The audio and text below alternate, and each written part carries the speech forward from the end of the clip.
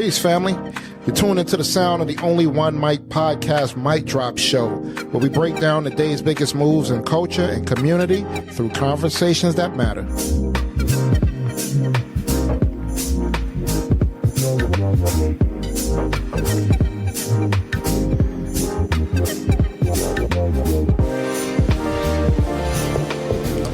All right, y'all. Peace, family. Once again, I hope you're all doing well. It's your host, Carl Gerard, and I appreciate you locking in with me today, whether you've been rocking with this every episode or this is your first time tapping in. This space is about truth and clarity and conversations that actually matter. Now, I'm not here to tell you what to think. I'm just here to lay it out for you. All right, let's jump into it now. There's been major developments in the trial of Sean Diddy Combs. As of today, the federal jury in Manhattan has reached a verdict on 4 out of 5 charges. But they're still deadlocked on the big one, which is the racketeering conspiracy under RICO. That's the charge that could bring the harshest sentence, potentially life in prison, and lead to a full asset forfeiture tied to Puff's alleged criminal enterprise. Now, what's interesting here is that the jury did agree on some of the charges like sex trafficking and transporting individuals for prostitution. But when it comes to the racketeering, they're split. The judge is pushing to keep them deliberating, even though some of the jurors have already said they may not be able to reach a unanimous decision. In court, now, there was a lot of emotions going on.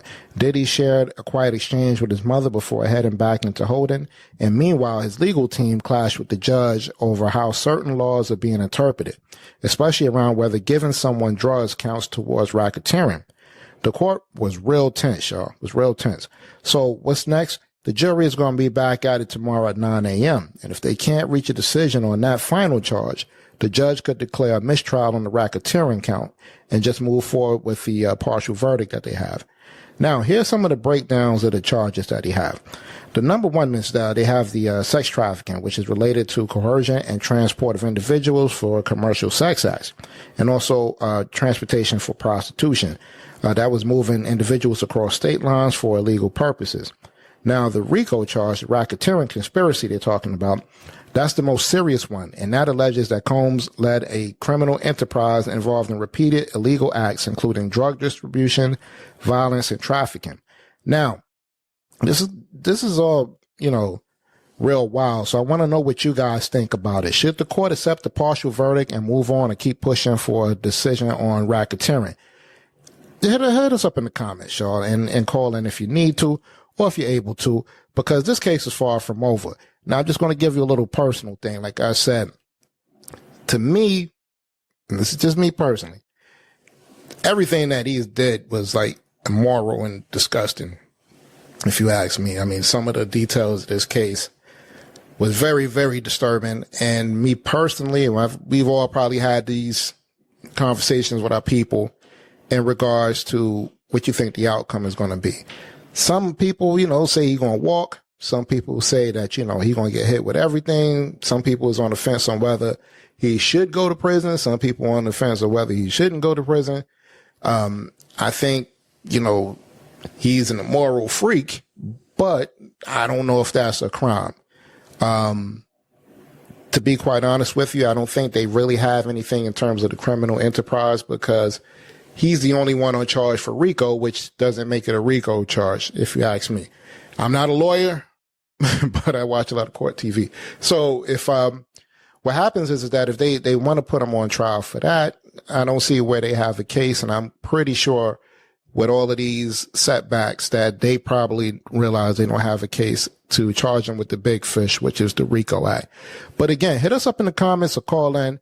Like I said, this is far from over, all right? So let me tell you something right here, guys.